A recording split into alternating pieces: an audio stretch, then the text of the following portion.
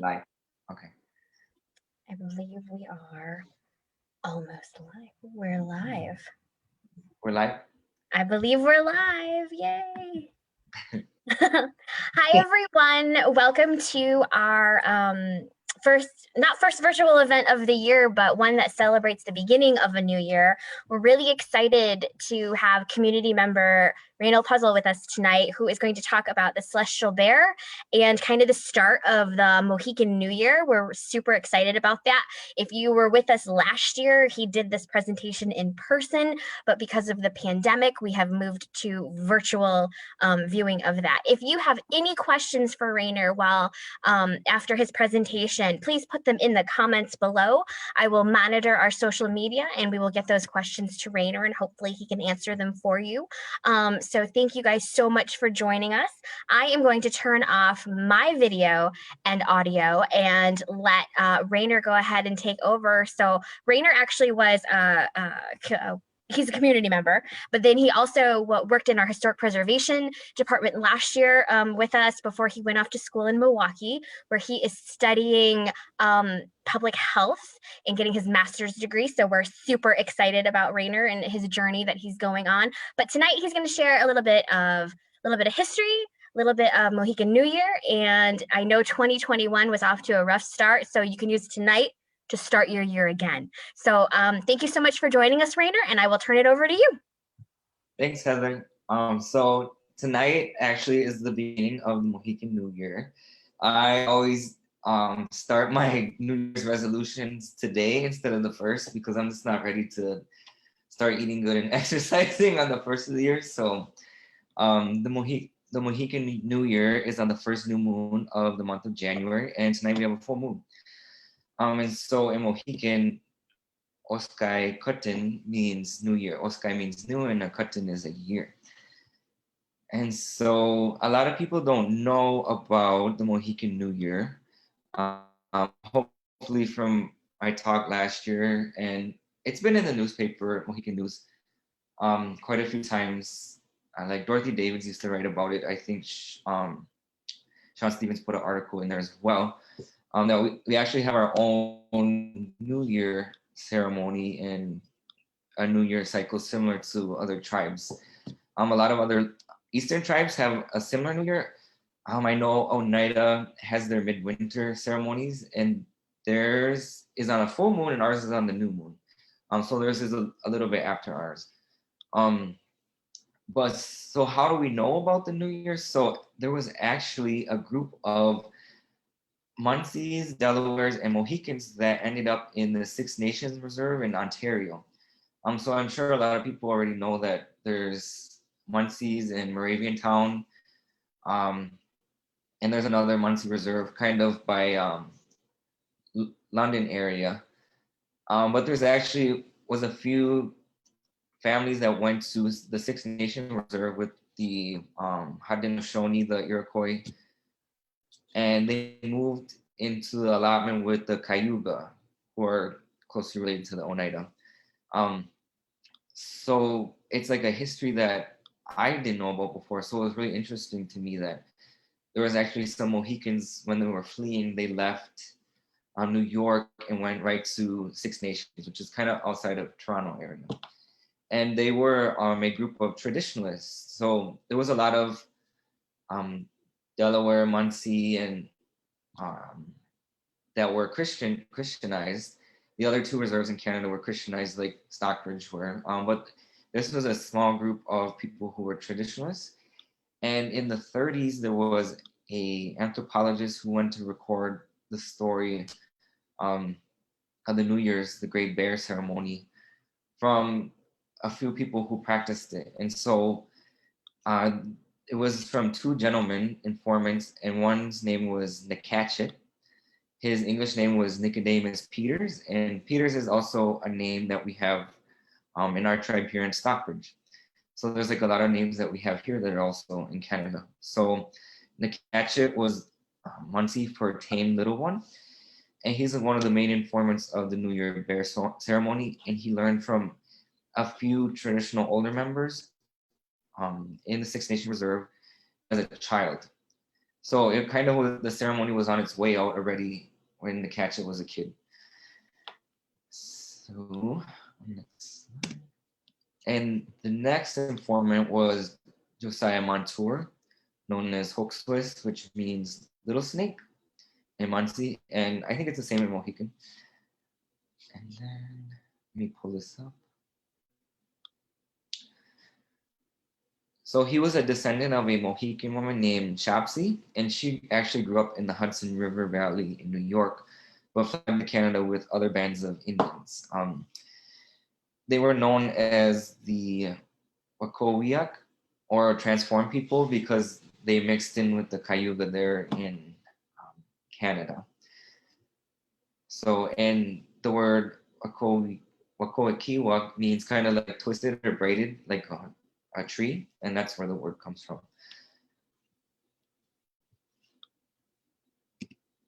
So we actually have, based on the account of Mr. Montour and the Catchet, we have a ceremonial calendar, which is, there's not just one holiday. We have the New Year, which they called Wiske Katan.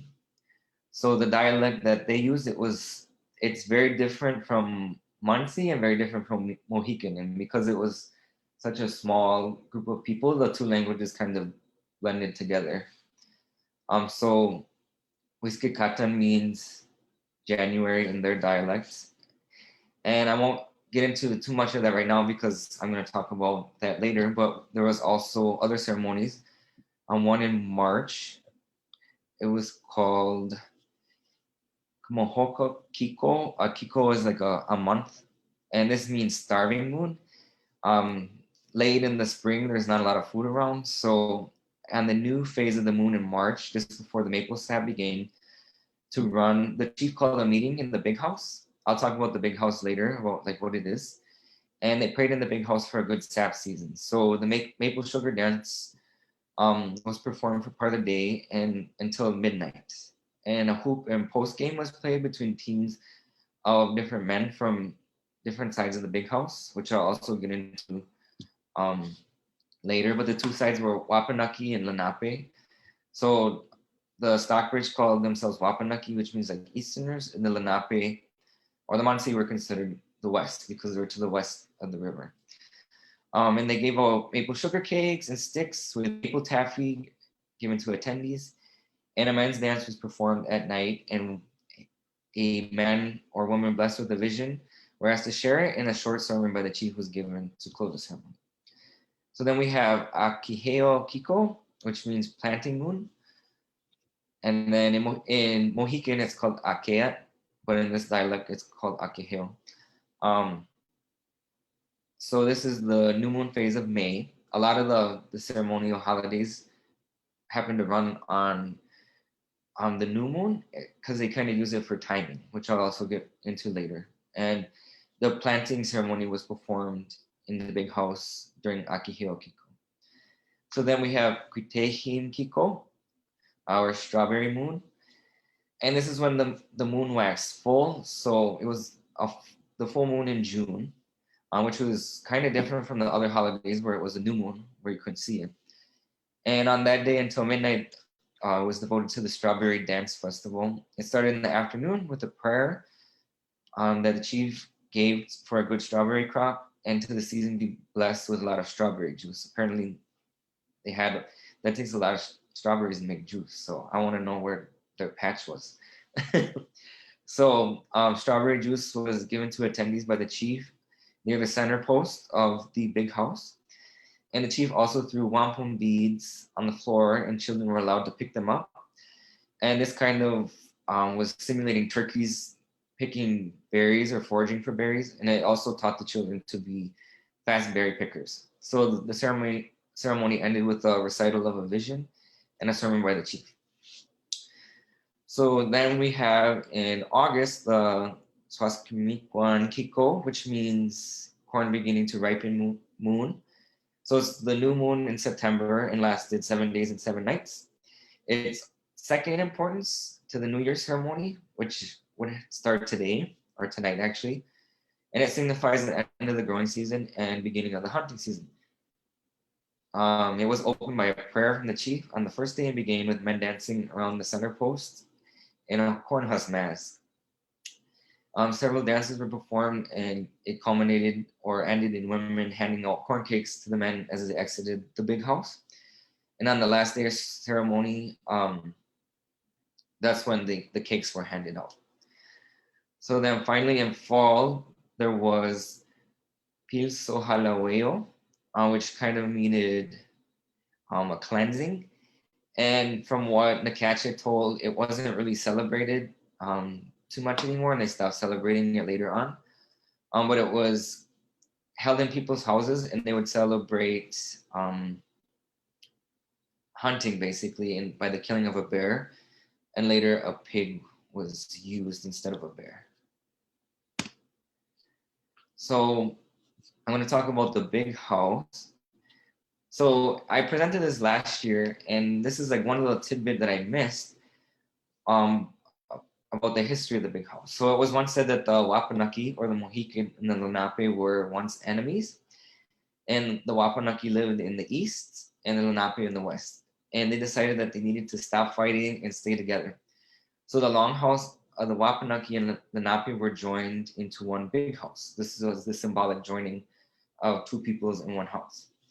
And I think that's very like peculiar because they kind of like parted ways. The Munsee lived down by New York and the Mohicans up in the upper Hudson. And we're back together again after all these years later, right? So it's something that I was like, wow. So there was an agreement where the tribe occupied, one tribe occupied each end of the big house with an imaginary line dividing the east and the west. And the imaginary line is either, they don't know it's the Hudson River or the Delaware River. But that was kind of the dividing line. And basically the structure, the architecture of the big house has like a lot of symbolism and geography and also like positions of the stars within the big house, which I think is really cool.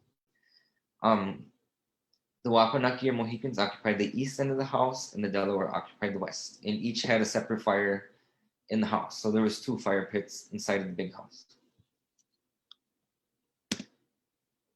So here's kind of a diagram. So men sat on the west side, women sat on the east side. And then here's the two fire pits. And then the singers sat in the middle, and there was a chief bench, a bench for sweepers. They had brooms and they would sweep after the ceremony to get bad spirits or bad luck out. And then there was a bench for magical men or people who gave the visions and told them aloud to the community. And then there was a center post and they had masks on them. So there was a red mask on the east side and also on the west door, and there was a white mask on the west side of the post, but also on the east door.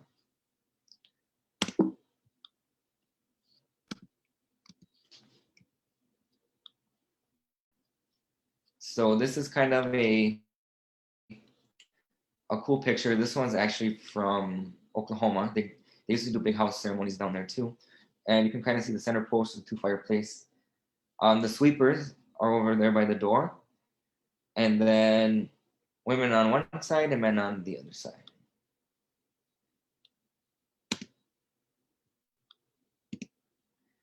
So remember me saying about the mask being on the center post and also the doors.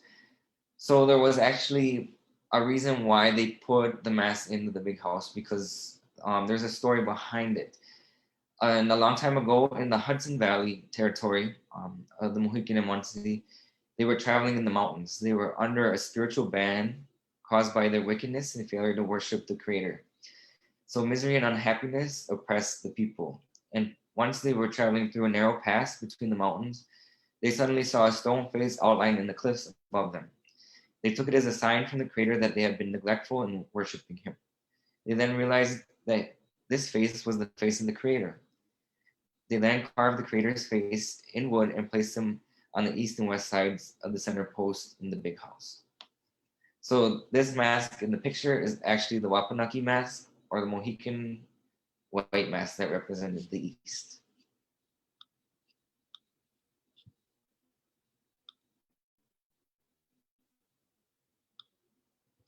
So then we're getting more into, I'm switching into the significance of the bear. So in the New Year ceremony, there was a sacrifice of a bear. So people are probably wondering, well, what's so important about the bear? So the layout of the big house is a projection of the stars onto the earth, specifically of the Great Bear constellation or the Big Dipper. So before kind of the ladle part of the Big Dipper, they said those 4 stars were the bear, and the handle were 3 hunters who were chasing it. And I'll tell the story in a little bit. So a ceremony was conducted every year to renew the relationship between the earth people and the sky people.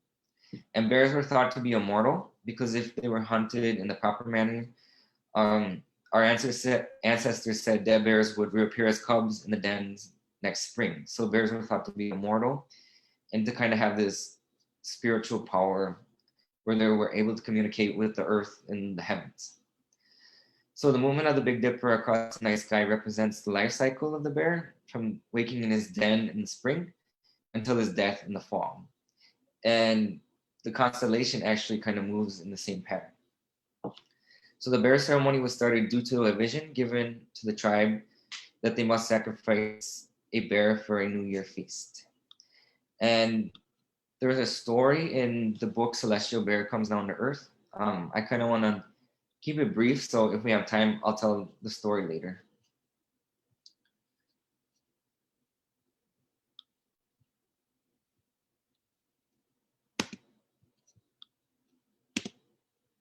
So this is the story of the Great Bear. And remember me saying that the 4 stars made up the bear and the hunters. So here's a nice little picture about how they viewed the Big Dipper, not as a spoon, but instead a bear and the hunters. So in the spring, the Great Bear emerges from his den. Upon awakening, he is chased by 3 hunters through the sky. The chase continues on through the summer until the fall when the bear is wounded and his blood falls to earth and the colors of leaves of the trees red. In the winter, the hunters boil the bear down and render his fat, which falls to the ground as snow. In the spring, the snow melts and rises in the trees as sap.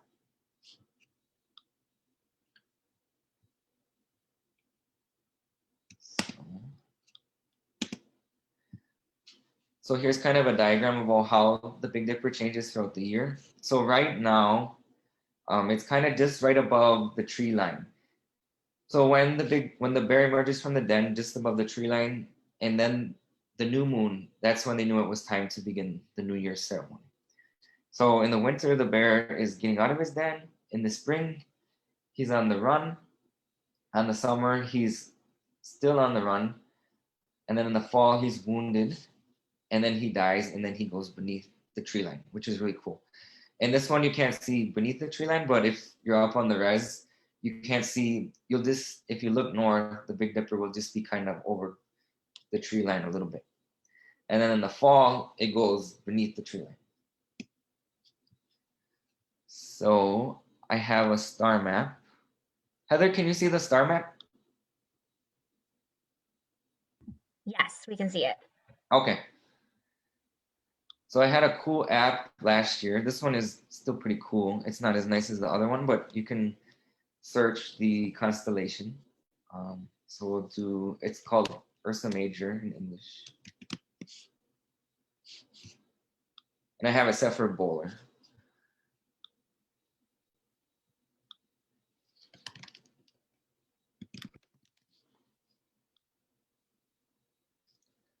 So it's this kind, if you look straight north, it'll be right above the tree line. It also follows the North Star. So that's where it is right now. And then there's another story about 10 boys who became stars, and that is the constellation Pleiades, which I'll tell us that story later. And Pleiades is over here, and they used to use this to time planting. So it would time frost when the frost ended in the planting season. So I'm going to get into like the the details of the ceremony, just kind of giving an overview of what happened, how they did it, not anything too specific like songs or anything like that. So on the day of the ceremony, 12 men would go out looking for a bear in places that they had saw their visions. So the men would kind of dream before the New Year's, and then they would use their dreams to find and locate the bear. So they would wake up the bear and ask him, "Come down, the chief wants your body." So then the men would chase him into the big house, and at the center post, which kind of represents a tree that connects the earth to the heavens, the chief would kill him by a blow to the head with an axe, and then deliver a sermon afterwards. So then after the chief asked the bear to inform the sky spirits that everything on earth was okay and that humans were faithful in their obligations to each other and the spirits of the dead.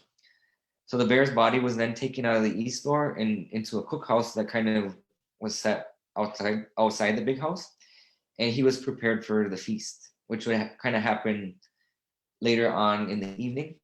And then the meat would be given out kind of throughout the rest of the ceremony, which actually lasted like 10 to 12 days.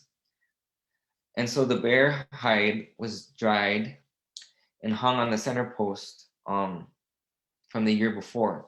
So the new bear hide was replaced with hide from the newly sacrificed bear.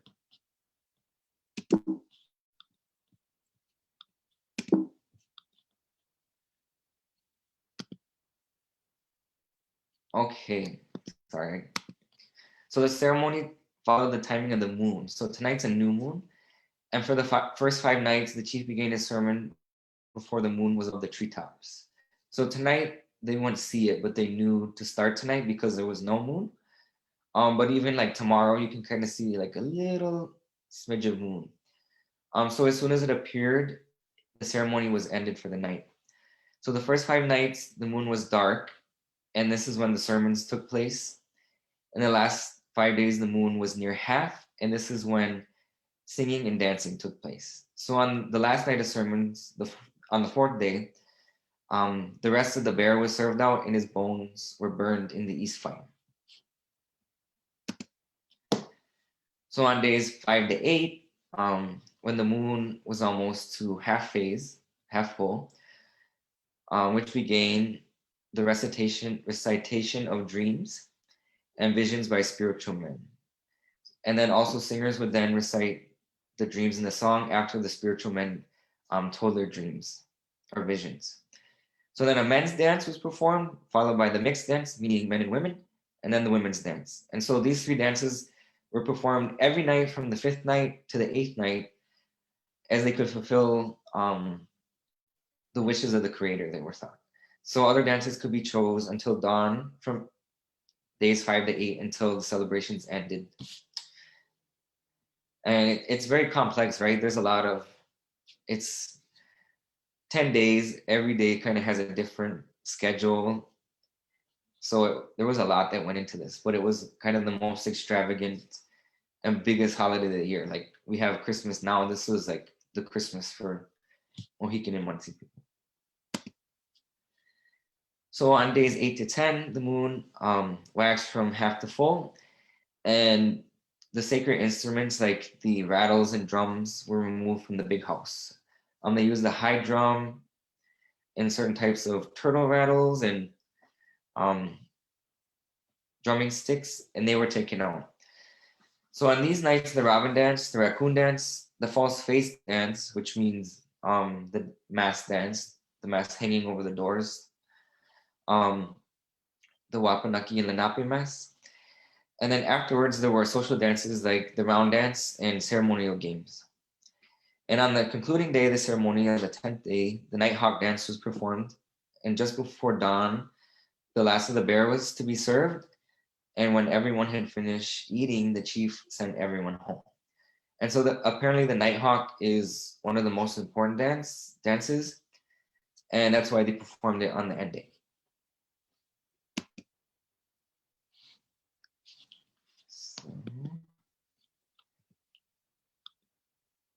I'm going to tell a story This is Pleiades. Remember the constellation that I put into the star finder? And the Oneidas call these the Seven Sisters, but we call them the boys who ascended the sky. So the story was recited by Nakachet, and he said that 20 Yuccas, who was a Delaware woman, she told the chief about the time of the new moon when we celebrate the feast. Oops, wrong story, sorry.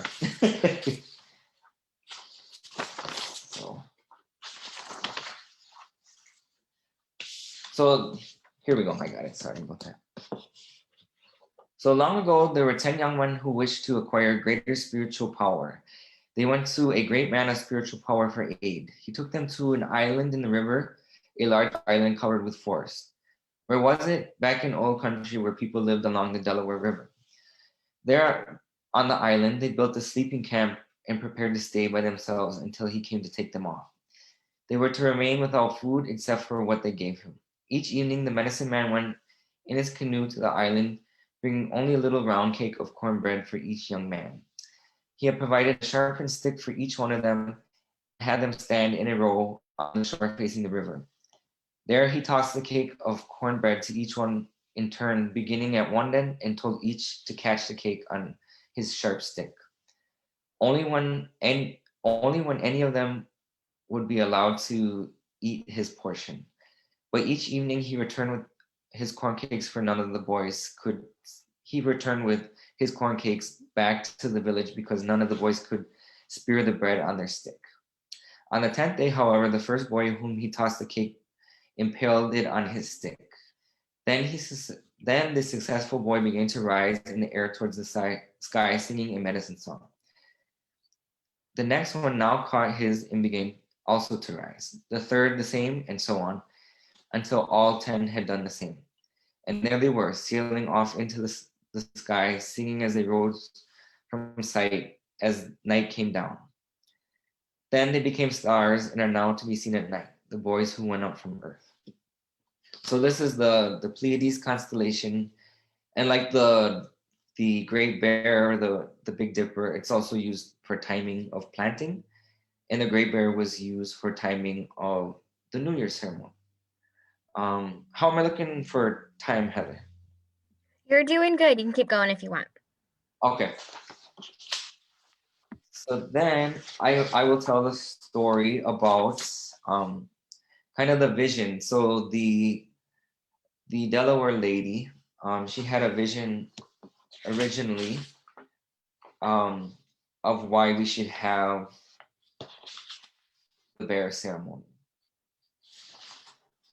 So 20 Yuccas, who was the Delaware lady, apparently this was a common vision that many people had, but this is kind of the last account that they have from this lady named 20 Yuccas, and she lived in Oklahoma. But Nakachet said that people from our tribe in also in Canada had kind of received the same vision, but she was the person that could remember the story. 20 Yuccas had a dream. Then she told the chief about the time of the new moon when we celebrate the feast. I know where the bear is living, so you can call these young men to go bring the bear. The chief then went and brought Makok. The chief told Makok, 12 men will go with you, all 12 men of the big house. Then 20 Yuccas told Makok, very near daybreak, you will reach there. Then you will see a little creek which runs by.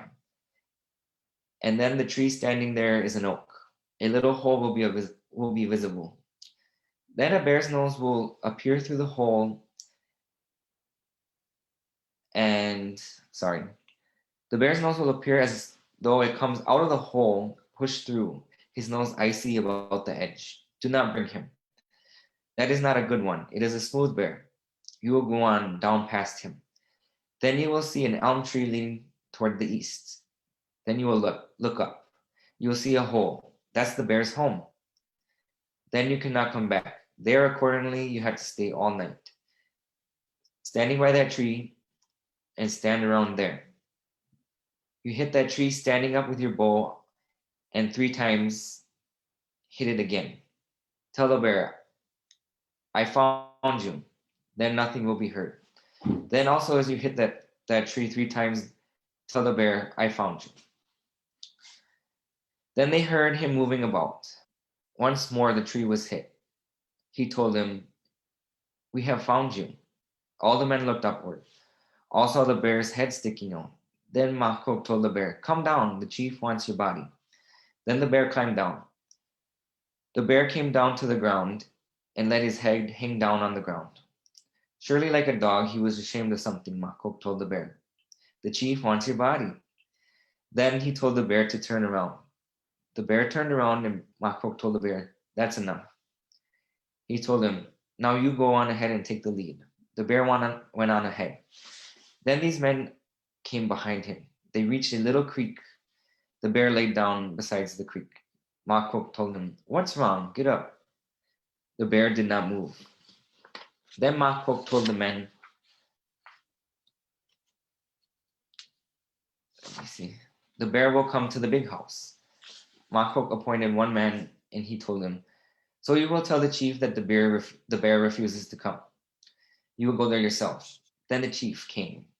Makok told him, the bear will not come to the big house, so no one will be able to feast or dance. Therefore, you will have to kill the bear right here beside the creek. Then the chief told the bear, right here, I'm going to have to kill you. We want your body for the big house. The bear got up. His head was still hanging down on the ground and his eyes were closed. The chief hit him. Then he died. He never even kicked. All the men skinned him, and then Makok picked up the bear skin. He gave it to the chief. The chief then told these men, now we will go to the big house. You men carry the bear. With the dead bear, you will take the lead. You will come behind. Then they reached the big house. They went into the big house to the middle of the building. They lowered the bear onto the ground. The chief then untied the old bear hide and put the new bear hide down onto the post. The chief told the woman and appointed one man, you cut up the bear, help these women in the cooking. Then the chief stood up in the center of the house. Therefore, indeed, we are thankful, all of us, that God should help us. All of us people, we should help one another. We should not steal, and do not steal your brother's wife. Then all of us people came into the big house. A new moon elevated as high as the treetops and went down. The chief then stood right in the middle of the floor of the big house and talked to these people. He told them, all be good to one another. Do not cheat one's living companions. The moon then went down. The chief told them, go home. Don't be trifling. Be good to one another. So that kind of was the original story or vision of why we do the bear ceremony.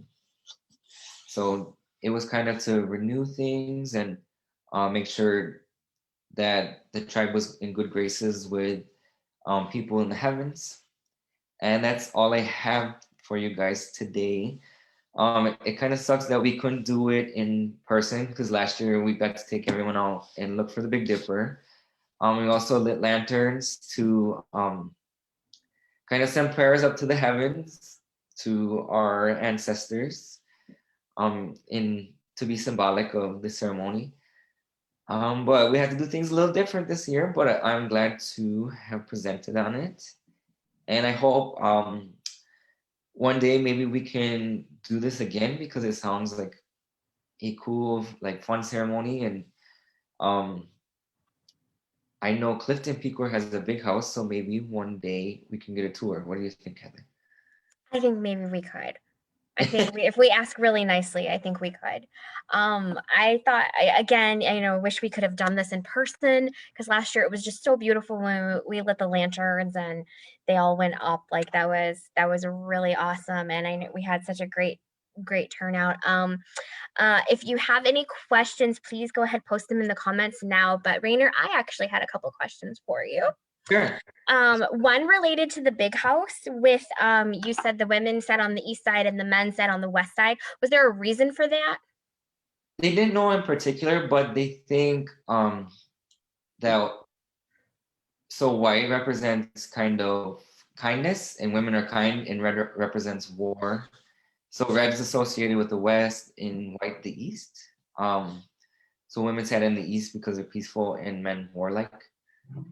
or what I was thinking is that I don't know if this is true, but the sun is kind of, or the day starts in the east. It's born in the east, and women are kind of the creators of life. So maybe they sit in the east door. Oh, that kind of makes sense actually, now that I think about that. That's really good. Is this, do you know if other Native nations have a similar tradition to starting the new year? I know you mentioned the Oneida. They start it on the full moon instead of the new moon. So do you know of any other nations that might do the same, something similar? Specifically the New Year ceremony, not really. Other in particular, the even though the like the Iroquois, they're kind of linguistically like they speak a very different language from us. They actually have a lot in common with like the ceremonial calendar. So like the Oneida and Cayuga calendars are like almost the same as our ceremonial calendar, and they have different names and different dates. But a lot of the same dances are performed, like the raccoon dance, the robin dance. The Cayugas still do those, I think. So Okay, and then one more question from me. So we are Stockbridge-Munsee, so we are Mohican and we are Munsee.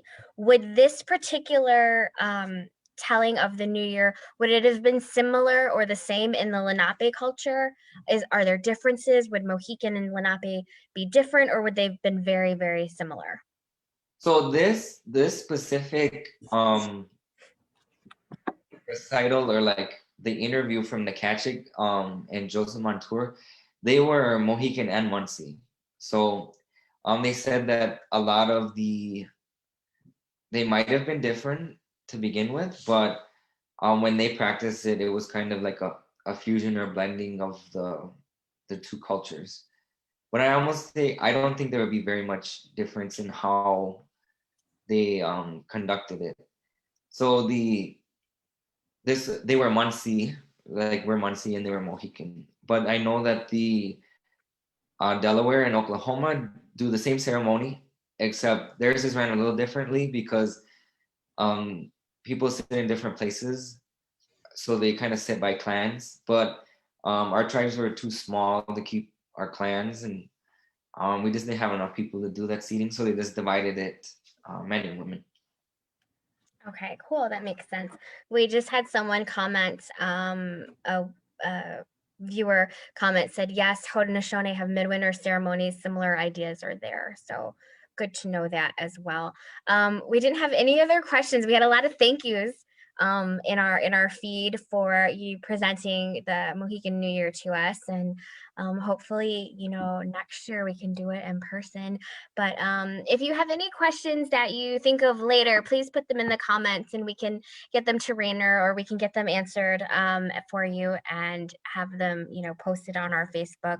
This video will also stay on our Facebook, so you can, if you didn't have time to watch it tonight, you can go back and watch it later. But I just wanted to say a great big Anishik and Onewe to Rainer for joining us tonight. And I would like to wish you a happy new year, Rainer, and thank you so much.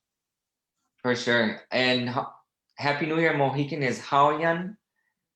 Hawaiian?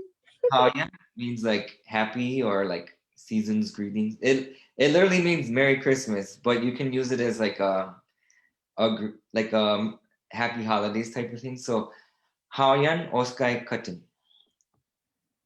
Hawaiian Oskai what? Katan. Kitten. Okay, all right. I'm learning along with everyone else. And on that note, if you would like to join our language classes, we have Munsee that's held virtually at 5:30 p.m. Central Time on Mondays, and Mohican is held 5:30 Central Time on Wednesdays. So, and they're all virtual, so you can just shoot us your email and we can get you signed up for those. But again, Onewe and Nishik Rainer, and thank you so much for being part of our virtual programming this evening. Anyway, thanks. Bye.